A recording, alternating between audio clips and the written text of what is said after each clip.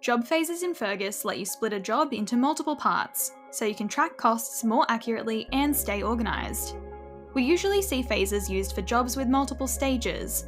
Each phase gets its own job card, meaning you can set different schedules, track separate time entries and materials, but still keep everything under the same overall job.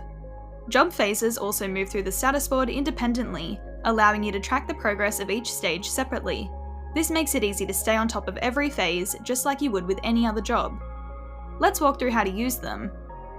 Every job starts with one phase, which is why the job number has a letter at the end, like job 1A for example. If you want to break it down into more stages, just go to the bottom left corner of the job card and click Add Job Phase.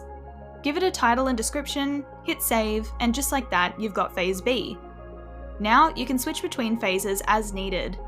Each one keeps its own costs and schedule, so if you schedule something in phase B, it won't show up in phase A. Anyone using the app will see the specific job phase in their schedule and proceed like it was any other job.